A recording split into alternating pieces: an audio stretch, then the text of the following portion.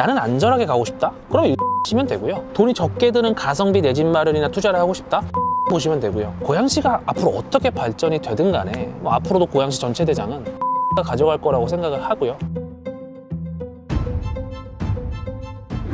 안녕하세요 여러분, 오분임장입니다. 오늘은 여러분들에게 인기가 많은 10분 입지 분석 시간입니다.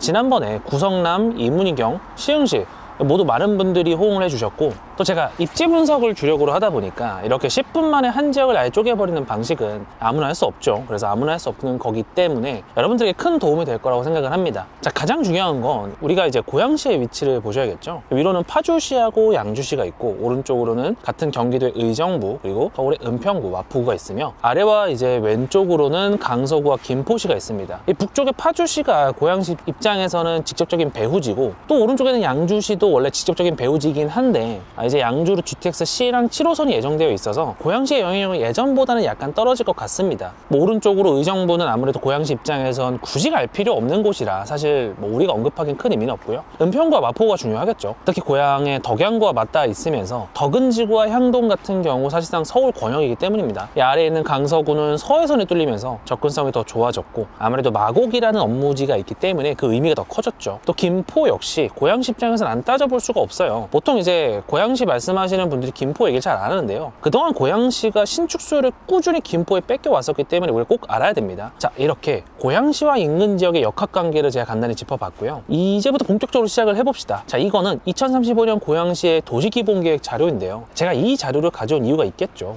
일산, 화정, 창릉이 도심이고, 대곡, 삼송이 부도심, 탄현, 대화, 장항, 풍동, 원당, 덕은, 관산, 고양이 이제 지역 중심인데, 빨간색의 주성장축과 파란색의 부성장축만 보셔도, 그리고 도심과 부도심만 보셔도 여러분들이 앞으로 고양시에서 어디를 주목해야 하는지가 바로 나옵니다. 미리 스포를 좀 하자면, 나는 안전하게 가고 싶다? 그럼 일산 하시면 되고요. 좀 더 안전마진을 확실하게 가져가고 싶다? 화정하고 창릉 보시면 되고요. 돈이 적게 드는 가성비 내 집 마련이나 투자를 하고 싶다? 그럼 나머지 지역을 보시면 되는데, 맨 이쪽에 있는 관산과 고양은 웬만하면 안 보시는 게 낫습니다. 아무래도 이 아파트 밀집 지역이 아니라서 여러분들에게 난이도가 좀 높을 것 같거든요. 고양시 전체 대장 아파트를 우리가 보자고 한다면 단연 킨텍스 인근의 단지를 우리가 봐야겠죠. 그 중에서도 킨텍스 원시티 M2와 M3가 메인이라고 할 수 있고요. 당연히 인근 단지들도 시세는 유사하게 움직이니까 꼭 이 단지들만 보라는 얘기가 아닌 건 이제 다들 아시죠. 여기가 전고점이 16억이 그냥 넘었었기 때문에 절대로 우습게 볼 지역과 상품이 아닙니다. 여기에 대한 가격의 이유가 너무 명확합니다. 킨텍스역 인근이 고양시 전체에서도 가장 일자리가 많고, 앞으로 일산 테크노밸리 등으로 일자리는 더 생길 예정이죠. 그리고 우리가 무엇보다 좋아하는 GTX-A가 지나가기 때문에 교통에서도 중심이라고 할 수 있고요.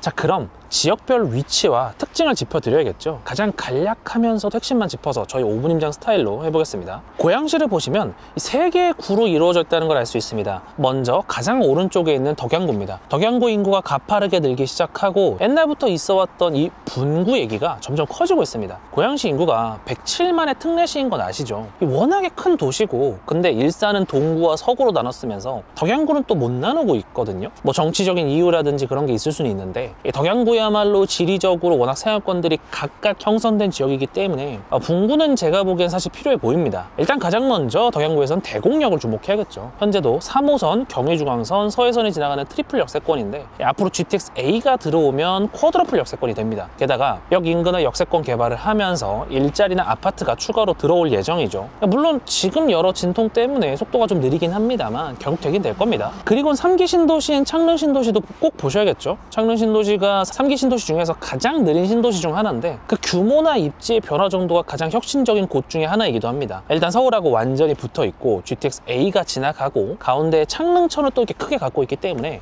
일자리, 교통, 자연 인프라를 모두 품을 거대 신도시이기 때문이죠. 창릉 신도시의 평균 분양가는 아마 8억에서 10억 사이가 될 것 같은데, 이게 참 논란이 많거든요. 너무 비싼 게 아니냐고요. 근데 잘 생각을 해보시면 이 3기 신도시라는 것 자체가 고양시 분들을 위해서 만드는 게 아니라 서울이 비싸서 밀려나시는 분들을 위해서 만드는 게 주목적이거든요. 그러니까 메인 수요는 서울 분들이고, 이분들의 소득에 맞춰서 분양가가 산정된다는 거죠. 창릉의 8억에서 9억, 10억 분양가는 그렇게 이해를 하시는 게 낫겠습니다. 이외에 신규 택지로는 지축, 삼송, 원흥, 향동, 덕은지구가 있는데, 지축, 삼송, 원흥은 3호선을 끼고 있으면서 CBD 접근이 괜찮은 단지죠. 또 대곡 소사선이 뚫리면서 생각보다 마곡으로의 접근성도 좋아졌고요. 특히 원흥지구 같은 경우 창릉 신도시와 거의 붙어 있기 때문에 그 반사이익을 많이 볼 것 같습니다. 다만 창릉의 입주 기간엔 원흥이 많이 흔들릴 텐데 그때가 투자 기회이자 진입 기회일 수 있으니 장단점은 또 확실하다고 할 수 있겠죠. 그리고 향동과 덕은지구는 행정상 고양시에 속해 있긴 해도 사실은 서울 권역이라고 보는 게 맞습니다. 고양선 같은 게 예정되어 있다곤 하나 당분간은 자차로만 이동해야 하는 실정이죠. 다만 앞에서 말씀드렸듯 은평구와 마포구가 워낙 가까우니까 이 부분은 특장점이 될 거고요. 그리고 구도시물은 화정행신지구가 있는데 여기는 1기 신도시 노후특별법에 해당하는 지역이라서 여러분들이 꼭 주목을 해보셔야 되고요. 기존의 3호선이 지나가면서 고양선이 한가운데로 뚫고 갈 예정이고 또 바로 왼쪽에 대곡역이 있어서 GTX 이용도 편하죠. 무엇보다 현재 가격이 굉장히 저렴합니다. 적은 돈으로 내 집 마련이나 투자를 하실 분들에겐 더없이 좋은 선택지가 될 수 있다는 거죠. 그 다음은 일산 동구입니다. 일산 동구는 크게 일산 신도시와 북일산으로 나눠볼 수 있는데요. 이 북일산은 풍동지구와 식사지구 그리고 중산지구로 보시면 됩니다. 풍동과 식사지구는 지난 저희 5분임장에서도 다뤄들었으니까 자세한 건 그 영상을 보시면 될 것 같아요. 중산지구 역시 풍동, 식사지구와 같은 컨셉, 같은 흐름으로 움직이니까 뭐 크게 따로 유의할 건 없겠습니다. 우리가 동구에서 주목해야 할 곳은 바로 아래쪽 백마학군입니다. 일산에는 두 개의 커다란 학군이 있는데 하나가 바로 동구에는 백마학군이라고 할 수 있습니다. 정발중, 백신중, 백석고 등이 유명하고요. 이 백마학군은 일산 서구의 후곡학군에 비해 고등학교 학원과가 좀 더 잘 특화된 것으로 알려져 있습니다. 이 위로는 서해선, 경의중앙선이, 아래로는 3호선이 감싸고 있는 곳이기 때문에 물론 서울 출퇴근이 아주 빠르다고 할 수는 없지만 굉장히 인프라는 잘 돼 있다고 할 수 있습니다. 밑에 장항동에는 일산 호수공원이라는 전국구 공원이 있으면서 또 한강을 접한 장항지구도 앞으로 조성될 예정이니까 여기가 또 일산 테크노밸리 또 고향 방송영상밸리랑 맞닿아 있어서 일자리가 풍부하다는 장점이 있죠. 한강뷰가 나오는 단지들이 있다는 것도 여러분들 꼭 주의하셔야 될 특장점이고요. 마지막으로는 일산 서구입니다. 역시 이곳의 핵심은 일산 신도시와 킨텍스겠죠. 교육으로는 후곡학원가가 있는데요. 오마중, 신일중, 일산 대진고 등이 유명하고요. 여기는 초중등 교육에 특화되어 있다고 해요. 전국에서도 일산에서만 유명한 학원가가 두 개가 형성되어 있습니다. 예를 들면 평촌, 목동, 중계동 이런 데 떠올려 보시면 딱 하나잖아요. 근데 유일하게 일산만 두 개이기 때문에 이건 어떻게 바꿔 생각을 해보면 그만큼 아이를 기르기에 우수하다는 장점이 있는 겁니다. 그리고 대화동 일대의 고양시 대장급지 바로 킨텍스가 위치해 있습니다. 고양시가 앞으로 어떻게 발전이 되든 간에 앞으로도 고양시 전체 대장은 킨텍스가 가져갈 거라고 생각을 하고요. 그 이외에 덕이지구, 가자지구, 그 위쪽에 탄현 구도심 등이 있지만 여기에 역시 컨셉은 가성비로 가져가는 거기 때문에 여러분들이 여력이 되신다면 당연히 킨텍스나 후곡한 거를 먼저 보시는 것이 맞습니다. 그리고 교통 호재를 몇 개 말씀드리겠습니다. 첫 번째는 누가 뭐래도 GTX A죠. 올해 일부 구간이 개통이 되는데요. 동탄 수서 구간이 상반기 그리고 운정 서울 구간이 하반기 개통을 앞두고 있습니다. 전 구간은 2028년 이후로 예상을 하는데 삼성역이 문제죠. 두 번째는 신분당선 서북부 연장입니다. 용산에서부터 삼송까지 연결하는 게 골자인데 이건 제가 지난 지축삼성 임장기에서도 말씀을 드렸지만 아래쪽 신분당선이 용산까지 뚫리는 것부터가 쉽지 않습니다. 용산 아래쪽이 개발하기가 정말 어렵거든요. 세 번째는 고양은평선입니다. 개통 목표는 2030년으로 잡고 있고요. 서부선의 연장선이라고 보면 되는데요. 현재 서부선의 종점인 세전역에서부터 연장을 해서 고양시청역까지 있는 노선입니다. 이 서부선이라는 것 자체가 2019년이 개통이 목표고 아직 멀었기 때문에 쉽지가 않습니다.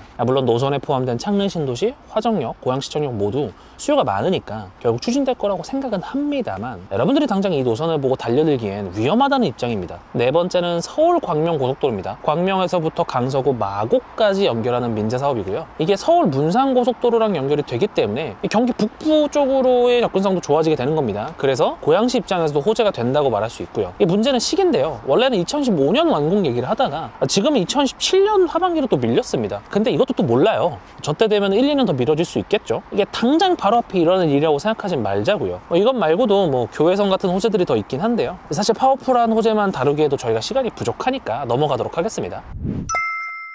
그래서 이제 중요한 향후 공급량을 보겠습니다. 2012년엔 수요 대비 2배, 2013년엔 없었고요. 올해는 수요만큼의 공급이 있는데 문제는 내년부터 절반 수준으로 줄어듭니다. 물론 여기에 안 잡히는 물량이 다소 늘어나긴 하겠지만요. 그 물량도 아주 많은 건 아니라서 사실 고양시만 놓고 봤을 때는 공급이 다소 부족하다고 할 수 있겠습니다. 하지만 이것만 보면서 와, 고양시 공급 없으니까 매수하세요, 이런 소리 하는 건 저희 5분 임장이 아니겠죠. 인근의 크리티컬한 세 지역을 같이 봐야 됩니다. 바로 인천 검단, 파주 운정, 김포입니다. 이 고양시랑 바로 맞닿고 있으면서 사실상의 배후지 역할을 하는 곳들이기 때문에 이 도시들에서 신축 공급이 너무 많다면 고양시에서도 신축을 원하는 수요가 이쪽으로 빠져나가게 됩니다. 아무래도 고양시에서는 핵심이라고 할 수 있는 일산 신도시에서 신축 공급이 굉장히 부족하기 때문에 같은 GTX 라인인 파주 운정, 한강 신도시인 김포, 그리고 밑에 김천의 검단의 공급이 아무래도 아무래도 영향이 있을 수밖에 없다는 거죠. 그래프를 보시면 작년에 미친 공급이 있었지만 뭐 올해와 내년 그리고 2016년에도 그 공급은 크게 줄어들지 않습니다. 2017년은 아직 확정 물량이 아니니까 더 늘어날 수도 있고요. 이로 인해 우리가 추론할 수 있는 건 뭘까요? 이 영상 핵심이 될 수도 있을 것 같아요. 자, 고양시 내에서도 입지나 상품이 좋은 아파트를 사는 건 안전한데 상대적으로 입지가 떨어지면서 구축인 단지를 사면